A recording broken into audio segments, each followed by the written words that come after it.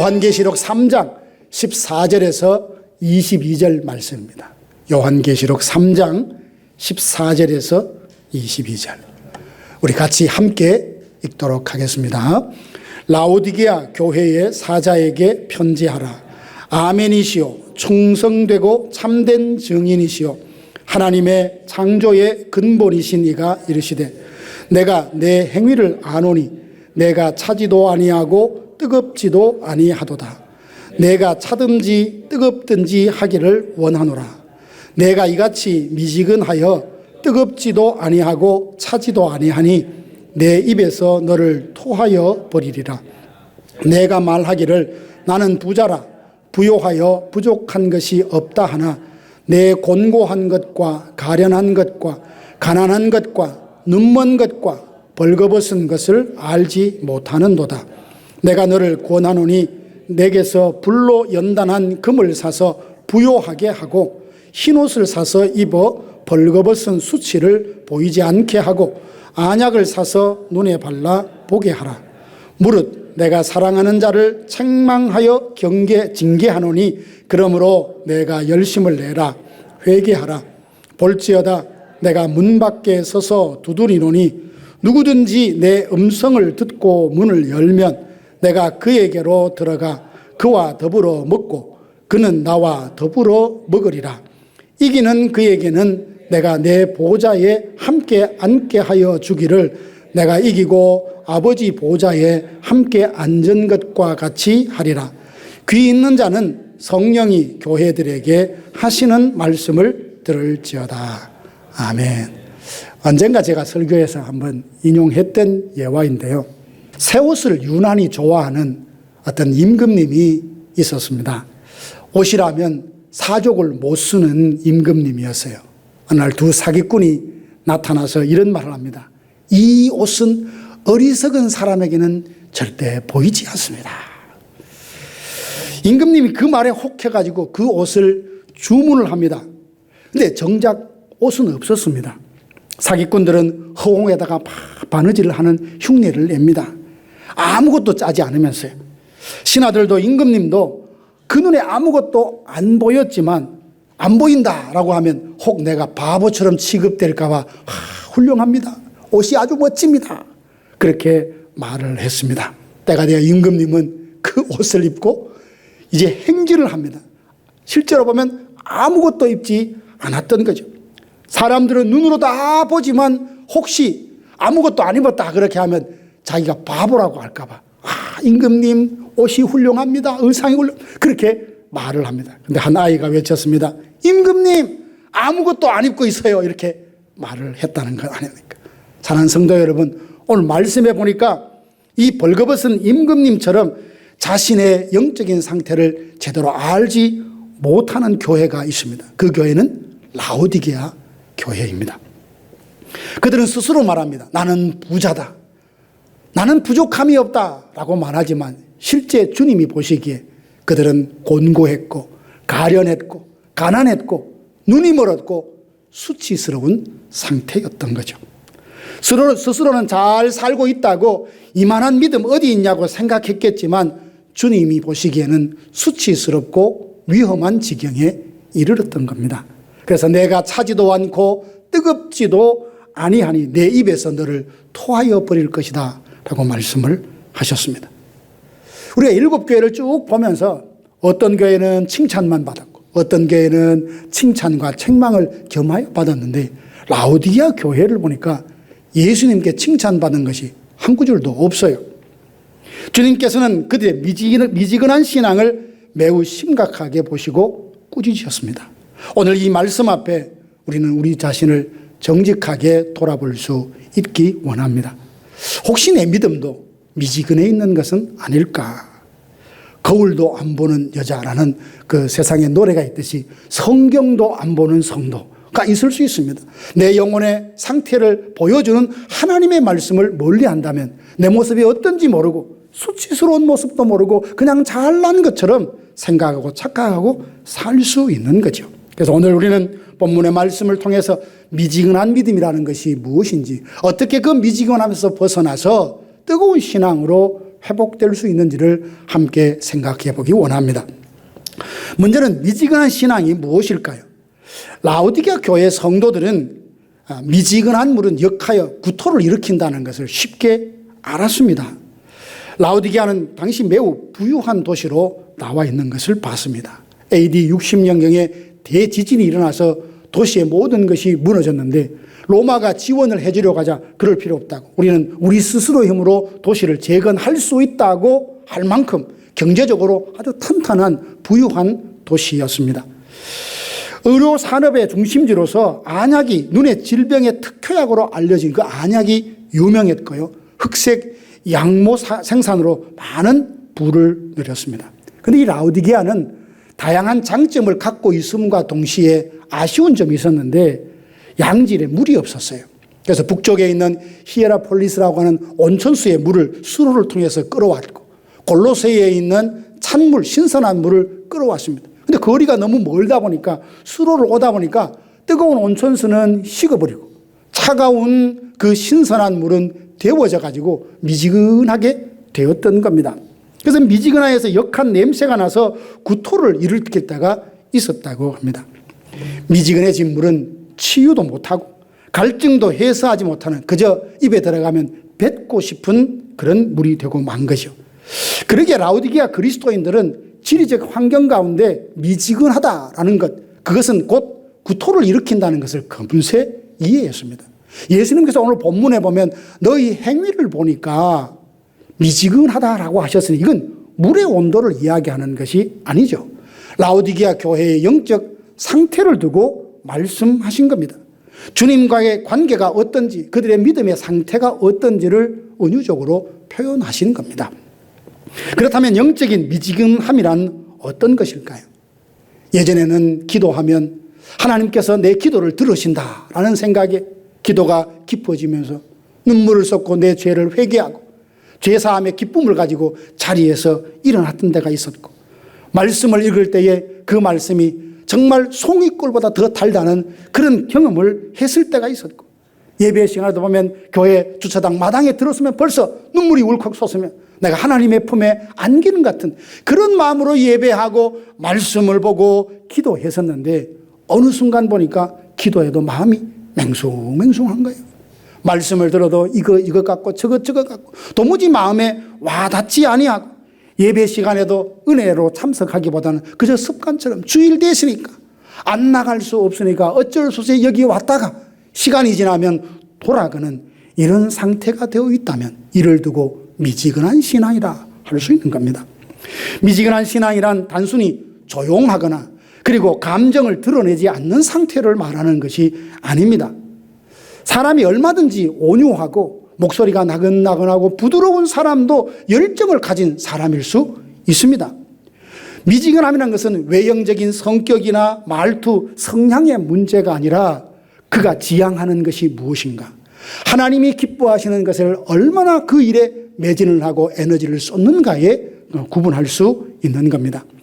제가 섬기던 교회에 부교육자로 있을 때 조용하고 말수가 별로 없는 집사님이 한 분 계셨습니다.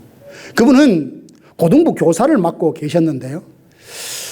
직장에서 퇴근하면 어김없이 교회에 오셔서 1시간 넘게 그렇게 기도하시고 눈이 이렇게 젖은 몸으로 고개를 숙이고 목사님 갑니다 하고 퇴근했던 것이 기억나요. 거의 특별한 일이 없으면 하루도 빼지 않고 그렇게 하셨습니다. 그런데 이분은 늘 평소에 거친 말이나 무례한 말, 누가 말하는데 툭 끼어들어서 그렇게 말하는 걸 한 번도 본 적이 없어요. 누구를 비방하거나 그렇게 비판하는 것도 들어본 적이 없어요. 큰 목소리를 내지 않는 사람이지만 저는 그분이 참 열정적인 사람이다, 그렇게 생각합니다. 왜요? 하나님이 기뻐하신 뜻을 이루기 위해서, 그 뜻에 순종하기 위해서 자신에게는 그 힘이 없으니 하나님 앞에 도움을 구하며 없이 꾸준히 기도하며 하나님께 매달리는 그 모습을 보니 참 이분은 열정적인 사람이다, 그렇게 주변에 소개하곤 합니다. 결국 미지근한 신앙이라는 것은 잘못된 것을 알고도 방치하는 거예요. 설마 무슨 일이 있겠냐. 하나님보다 세상 일에 더 민감하고 정작 하나님의 일에는 별 관심을 쓰지 않는 마음 상태. 주님과의 관계가 서먹해지고 멀어지는데도 그 거리감을 아무렇지 않게 생각하고 받아들이는 마음 상태, 이게 미지근한 신앙인 거예요. 삼손을 보십시오. 하나님이 주신 놀라운 능력으로 이스라엘 백성을 블레셋에서 구원했던 사사였죠. 사자를 맨손으로 찢기도 하고요, 나귀 턱뼈 하나로 블레셋 사람 1000명을 죽이는 성령이 충만하면 힘이 장사였습니다. 그런데 자신이 하나님께 구별된 나실인임에도 불구하고 세상의 유혹과 타협하여서 하지 말고 해야 하는 일이 있음에도 불구하고 내 좋으니까 하겠습니다, 나실인이 해서는 안 될 일들을 행하면서 하나님과의 관계가 점점 멀어졌습니다. 하나님 관계가 무너져 가는데도 그 심각함을 전혀 인식하지 못하고 들릴라의 꾀임에 빠져서 그렇게 살았던 것을 우리가 압니다. 이게 바로 미지근한 신앙이에요. 롯도 그거합니다. 소돔과 고모라에서 하나님 없이도 잘 살 것처럼 그렇게 했죠. 하나님의 심판이 임박했다는 하나님의 사자의 소식을 듣고도 함께 떠나자라고 하는데도 안 떠나려고 했어요. 나는 여기가 좋다고 지체했다라고 성경이 말씀하고 있습니다. 영적 위기 속에서도 현실에 안주하려고 하는 그 미온적인 태도, 이게 곧 미지근한 신앙인 겁니다. 사랑하는 성도 여러분, 우리가 어찌 성경에 나오는 삼손과 롯만을 탓하겠습니까? 우리도 얼마든지 미지근한 신앙에 빠질 수 있습니다. 처음에는 피곤해서 바빠서 이런저런 핑계로 기도 자리를 놓치고 말씀 묵상을 자꾸 미루다 보면 이제 하지 않는 것이 익숙하고 편해지게 됩니다.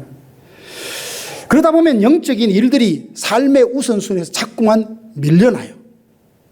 그렇게 하면 안 됩니다, 이렇게 하시죠 라고 하면 목사님 바빠서 그래요, 피곤해서 그래요, 힘들어서 그래요, 이게 먼저라서 이것부터 해결하고, 끊임없이 그 일들만 쫓아가면 저는 봤어요. 그 일에 계속 한 가지 없어지면 또 새로운 일이 일어나서 끊임없이 일만, 발등에 불만 끄다가 세월 다 낭비하더라고요. 문제는 우리가 하나님과의 사이가 멀어졌는데도 전혀 이상하게 느끼지 않는다는 것, 이거 굉장히 위험한 겁니다. 십자가의 복음을 들어도 감격이 없고, 기도를 해도 마음이 움직이지 않고, 말씀을 들어도 삶에 변화가 없는 것, 이걸 두고 미지근한 신앙이라고 하는 겁니다. 그리고 나도 모르게 스스로를 자위합니다. 이 정도면 괜찮겠지, 내가 열심히 하고 있잖아, 내가 예배 드리고 있잖아, 내가 교회에서 나름대로 직분, 책임을 잘 감당하고 있잖아, 그러니까 됐지 뭐. 말로는 예수님이 내 삶의 주인입니다, 말은 하지만 실제로는 모든 걸 결정하는 그 기준에는 내 감정, 내 기준, 내 이익, 내 이름, 내 자존심이 모든 결정의 판단 근거가 되어버리는 겁니다. 교회 사역과 섬김, 말씀, 기도 이런 것들을 이야기할 때마다 왜 내가 그걸 또 해야 되냐라는 마음이 불쑥불쑥 올라왔어요. 은혜의 감격이 아니라 마치 마지못해서 책임감에 이끌려서 살아가는 사람, 그 상태를 두고 미지근하다라고 하는 거예요. 이쯤 되면 몸만 교회 나오는 신앙인이 되고 마는 거죠. 어느 부부의 이야기를 한번 생각해 봤습니다. 신혼 때는 손을 잡고 산책하고 작은 대화에도 깔깔깔깔 호응을 해주는데 시간이 지나니까 뭔 말을 해도 서로가 질문을 할 뿐 그 질문에 대답이 없는 거예요. 각자 자기 말을 하는 거죠. 퇴근하면 남편은 아내와 말 한마디도 하지 않고 TV만 주목하고 있으니까 아내가 좀 서운한 마음에 이렇게 묻는 겁니다. 당신 나 사랑하는 거 맞아? 이렇게 하니까 남편이 뭐라고 대답하냐면, 난 당신 싫다고 안 했는데, 나 당신 밉다고 안 했는데, 아무렇지도 않은 거예요. 이렇게 대화하는 두 사람을 보고 우리는 이 부부의 사랑이 여전히 뜨겁다, 살아있다, 이렇게 말할 수 있을까요? 저도 아내가 그런 농담을 합니다. 저한테 서운하게 말하면 사랑이 식어질라 하는데, 사랑이 식어질라 하는데. 우리의 신앙도 그러합니다. 주님께서 지금 우리의 마음을 두드리시는데 도무지 반응을 하지 않습니다. 기도에 불이 꺼졌는데도 무덤덤합니다. 말씀이 선포되는데 들리지 않은데도 전혀 신경을 쓰지 않는 겁니다. 예배를 드려도 감격도 없고 감사도 없다면 여러분, 이것이 미지근한 신앙인 거예요. 사랑하는 성도 여러분, 혹시 지금 여러분의 믿음은 뜨겁지도 차갑지도 않는 그저 그런 미지근한 상태에 머물러 있지는 않습니까? 미지근한 상태는 신앙의 가장 위험한 상태입니다. 물의 온도도 상온, 미지근할 때가 가장 세균이 번식이 잘 되는 상태라고 하죠. 미지근한 신앙은 죄가 자라기 쉽고, 그리고 회개는 더디고, 주님의 사랑은 점점 무뎌지고, 영혼은 메말라 갑니다. 주님은 말씀하십니다. 나는 너를 토하여 버릴 것이다. 그렇게 미지근한 채로 머무르지 말고 다시 뜨겁게 불을 붙이라 라고 말씀을 하고 계십니다. 사랑하는 성도 여러분, 오늘 이 시간 우리 자신의 영적인 믿음의 온도를 한번 가늠해 볼 수 있기 원합니다. 다른 사람 생각할 것 없어요. 저 사람이 뜨거운가 차가운가 그거 생각할 것 없어요. 우리 자신, 나 자신이 정말 하나님 앞에 영적인 뜨거움을 갖고 있는가, 아니면 이도 저도 아닌 미지근하여서 도대체 믿는 것인지 안 믿는 것인지 구분할 수 없는 그 삶이, 행동이 불신자와 방불한 그런 채로 살아가고 있는 것은 아닌지 돌아볼 수 있기를 원합니다. 그래서 만약 우리가 미지근해 있다면 내 믿음 다시 뜨겁게 하라는 이 주님의 말씀을 귀담아 듣고 그 믿음을 다시 뜨겁게 회복하는 이 시간이 되기를 주님의 이름으로 축원합니다. 두 번째 생각해보고 싶은 것은 주님은 미지근하다, 꾸중하시고 정죄하신 걸로 끝나지 않으셨어요. 어떻게 거기서 벗어날 수 있는지 비결을 말씀해 주십니다. 내가 너를 권하노니, 이 말 속에는 교회를 향한 주님의 마음, 주님의 사랑이 고스란히 담겨져 있습니다. 19절 보니까 내가 사랑하는 자를 징계하고 책망한다 했어요. 진실된 마음에서 우러나오는 책망도 사랑이었던 겁니다. 주님은 미지근한 신앙에서 벗어날 수 있는 회복이기를 제시하는데요. 먼저 불로 연단한 금을 사서 부요하게 하라라고 말씀하십니다. 불로 연단한 금이라는 것은 시련 속에서 단련된 믿음을 말합니다. 진짜 부자는 돈이 많은 사람이 아니라 믿음이 풍성한 사람, 견고한 믿음 위에 서 있는 사람이 주님 보시기에 진정 부요한 자라는 겁니다. 라오디게아 교회는 나는 부자다, 부족함이 없다라고 했는데 예수님은 너는 가난하다라고 하셨죠. 그러나 서머나 교회는 환난과 궁핍 중에 있지만 예수님이 뭐라 하셨습니까? 실상은 내가 부요한 자다. 불로 연단한 금을 사서 우리가 진정 주님 보시기에 부요한 자가 되시기를 바랍니다. 그리고 흰옷을 사서 입어 벌거벗은 수치를 가리라 라고 하십니다. 흰옷은 그리스도의 의를 상징하죠. 곧 예수님의 십자가 공로로 우리에게 덧입혀 주시는 그 의로움을 말합니다. 라오디게아는 금은 양모가 유명하다 했잖아요. 그래서 그런 화려하고 좋은 명품으로 온 몸을 참 멋진 옷을 입은 멋쟁이들이었습니다. 그렇지만 예수님의 눈에 보기에 그들은 그리스도의 의를 의지하지 않는 겉만 화려한 모습이었던 겁니다. 그러고 보니까 영적으로는 벌거벗은 수치스러운 모습을 하고 있었다고 예수님이 말씀하십니다. 오늘 우리의 모습도 그럴 수 있습니다. 겉모습은 멀쩡하고 남들 보기에 문제없이 살아가고 있어도 주님 앞에 설 때 불꽃같이 우리의 심장과 폐부를 꿰뚫어 보시는 주님의 눈에는 여전히 벌거벗은 것처럼 드러날 수 있다는 것이죠. 우리는 때로 스스로의 열심, 교회 봉사, 자기의 경력, 지위, 종교적인 이런 경건으로 스스로를 치장하며 나는 의롭다라고 자기 스스로를 만족하고 그렇게 생각할 수 있지만 그 어떤 것도 우리의 영혼의 수치스러움을 가릴 수 있고 덮을 수 있는 게 없습니다. 오직 십자가 앞에 엎드려서 예수 그리스도의 그 의로만 우리가 의롭게 될 수 있다는 사실, 그때야 비로소 하나님 앞에 부끄럽지 않게 설 수 있습니다. 그리고 안약을 사서 눈에 발라 보게 하라라고 말씀하십니다. 라오디게아는 의료기술이 발달한 도시였고 안약으로 유명했다고 하지 않았습니까? 하지만 정작 그들은 비싸고 좋은 효력이 있는 안약을 많은 사람들에게 팔아서 부를 얻었지만 그들의 눈은 감기워져 있었습니다.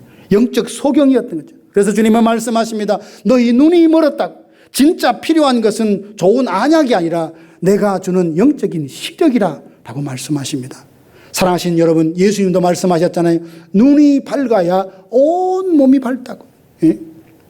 우리의 눈은 지금 어디를 보고 있습니까? 봐야 될 것을 볼 수 있는 영적인 시력을 갖고 있는 겁니까? 하나님의 말씀을 따라 그분의 시선으로 세상과 사람 자신을 볼 수 있을 때 우리는 믿음 안에서 굳건히 살아갈 수 있습니다. 여전히 세상의 기준과 사람의 평가에 따라 누군가를 생각하고 본다면, 그리고 잘못되어 있는데도 스스로 생각하며 괜찮다 자신을 속이고 있는 것은 아닌지 주님 말씀하십니다. 말씀의 빛으로 자신을 비추어 보라고. 내 눈으로, 내 마음으로, 바로 주님의 마음으로, 주님의 시선으로 세상을 보라라고 말씀하십니다. 그런가 하면 열심을 내라, 회개하라고 말씀하세요.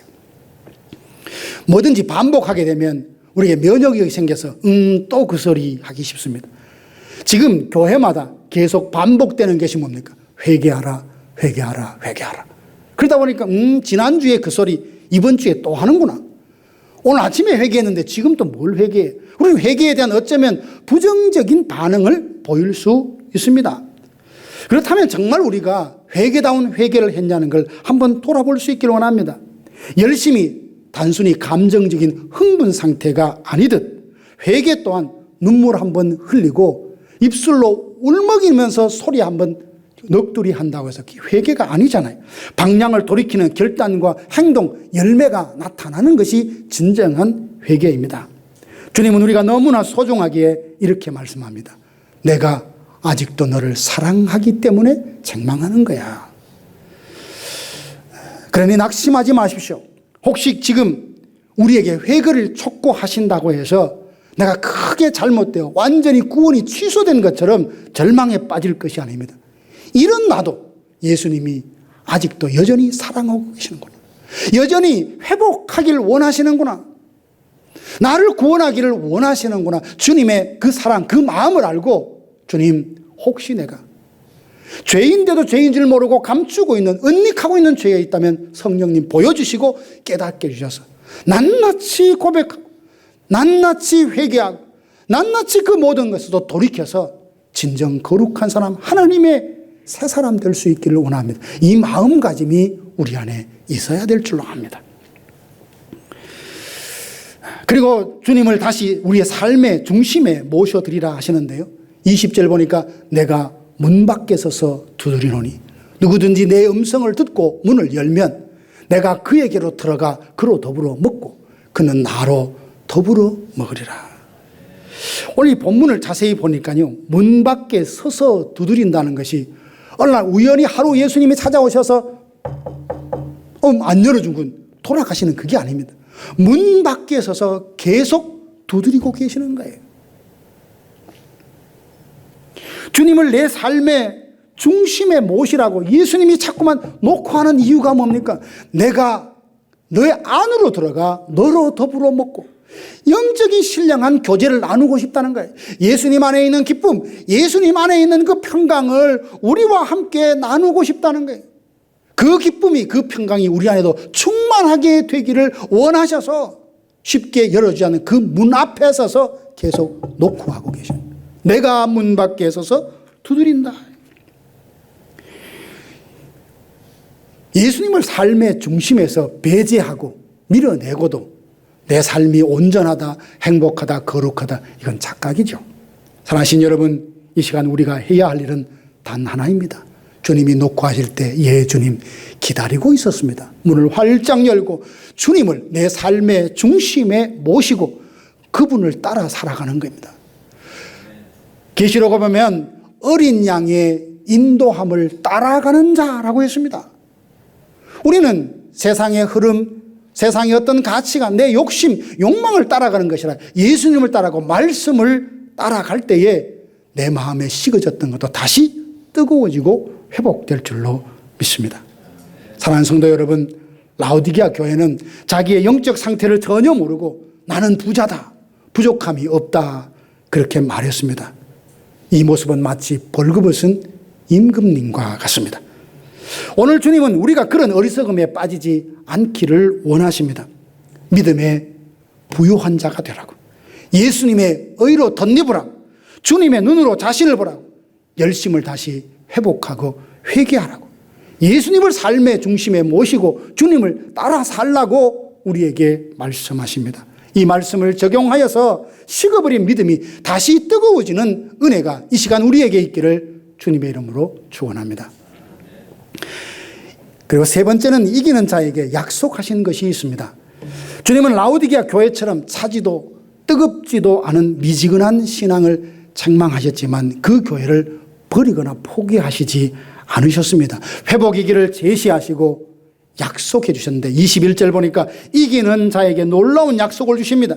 이기는 그에게는 내가 내 보좌에 함께 앉게 하여 주겠다라고 말씀하십니다. 얼마나 놀라운 약속의 말씀입니까? 주님과 함께 보좌에 앉는 영광을 누릴 것이다. 믿음을 지켜낸 성도, 이긴 자들, 이겼다는 것이 뭘 말합니까? 내 안에 세상이 자꾸만 나로 하여금 영적인 거룩한 열정을 식게 만드는 그 상황 가운데도 어떻게 하든지 주님의 은혜를 덧입어서 신앙을 회복하고자 하는 사람, 이걸 두고 이기는 자라고 하잖아요. 말씀을 지켜낸 자들, 왕과 함께 있는 자리, 하늘의 권위와 친밀함의 자리를 허락하신 자, 누구에게? 이기는 자에게. 우리가 이 땅에서 살아가는 삶을 영적 전쟁이라 하지 않습니까? 결코 이것은 가벼운 것이 아닙니다. 세상은 우리를 계속하여 미지근하게 식어버리도록 만들려고 합니다. 말씀을 우습게 여기게 만들고 복잡하고 혼란한 생각, 잡생각을 주어서 하나님의 말씀에 은혜 받는 일에 집중하지 못하도록 합니다. 본질이 아닌 것에 자꾸만 시간과 에너지를 쏟게 만듭니다. 그래서 결국은 말씀을 우습게 여기고 믿음을 유보하게 만들고 순종을 미루게 만들고 주님을 내 중심에서 사이드로 자꾸만 밀어내게 만듭니다. 그럴 때마다 우리는 성령을 의지해서 이걸 이겨야 결국 믿음의 뜨거움을 회복할 수 있습니다. 무엇을 이겨야 됩니까? 나태함, 자기 합리화, 세상의 유혹, 늘 신앙적인 결단 앞에서 미온적으로 보이는 그 태도를 이겨내야 합니다. 왜 그렇죠? 그 싸움은 결코 헛된 싸움이 아니기 때문입니다. 주님이 이기는 자에게 내가 아버지 보좌에 앉은 것처럼 너희도 나와 함께 앉게 하겠다고 약속해 주셨기 때문입니다. 사랑하는 성도 여러분, 이 약속은 결코 과장이 아닙니다. 그리스도인은 그저 윤리적으로 착하게 잘 살면 된다는 것이 아닙니다. 우리는 왕 되신 주님과 함께 하늘의 보좌에 앉을 존재로 부름받았다는 사실을 기억하십시오. 영광을 향해 가는 백성입니다. 아까도 말씀드렸듯이 영혼에 잇대어 사는 사람입니다. 비록 지금은 이 땅에 있지만 언젠가 하늘나라에서 영원한 안식을 누릴 수 있는 약속을 받은 하나님의 자녀들입니다. 물론 하나님은 우리에게 완벽함을 요구하지는 않습니다. 그럴 수도 없죠. 충성된 걸음, 지속적인 순종, 포기하지 않는 믿음을 원하시는 겁니다. 이 믿음을 갖고 주님과 함께 보좌에 앉을 그 마지막 날의 승리를 기대하고 바라보며 지금의 신앙을 다듬고 지금의 그 미지근함에서 벗어날 수 있어야 합니다. 사랑하는 성도 여러분, 주님은 지금도 우리에게 말씀하십니다. 이기는 자는 나와 함께 보좌에 앉을 것이다. 이 말씀이 우리 모두에게 위로가 되고 도전이 되고 소망이 될 수 있기를 원합니다. 부인하지도 말고 말씀을 들으면서 내가 정말 오늘날까지 미지근한 신앙을 갖고 있었구나. 깨달음이 온다면 누구한테 말할 것도 없고 잠잠히 주님 앞에 엎드려 이 문제를 해결하십시오. 내일, 다음으로 미루지 말고 지금 이 순간 그 문제를 해결하고 영적으로 다시 한번 뜨거워지는 이런 회복이 여러분 안에 있기를 주님의 이름으로 축원합니다. 주님은 칭찬할 것도 없고 책망할 것밖에 없는 라오디게아 교회를 그래도 사랑하셨습니다. 포기하지 않으셨습니다. 정죄하여 내버리지 않으셨습니다. 그래서 그들을 사랑하셨으니 그들을 보니까 안타까우셨던 거예요. 그들을 보니까 눈물이 났던 거예요. 그래서 미지근함에 있는 심령을 새롭게 해서 다시 뜨거워지라고 말씀하고 있는 겁니다. 주님은 우리의 마음 문을 두드리고 계십니다. 내 믿음을 미지근한 채 결코 방치하지 말라고. 곤고하고 가련하고 가난하고 눈멀고 수치스러운 모습을 괜찮다고 내버려 두지 말라고 말씀하십니다. 미지근한 신앙에서 벗어나 다시 뜨거워지라고, 내가 도와줄 테니, 내가 그렇게 할 테니 나에게로 오라고, 예수님을 삶의 중심에 모시고 함께 가자고 말씀하고 계십니다. 이 말씀에 아멘하여 주님의 의를 덧입고 말씀에 안약을 사서 발라 다시 보게 되고 예수님을 내 삶의 중심에 모셔서 우리의 남은 생에는 더욱더 뜨겁게 주님을 사랑하고 섬기는 우리 모두가 되기를 주님의 이름으로 축복합니다.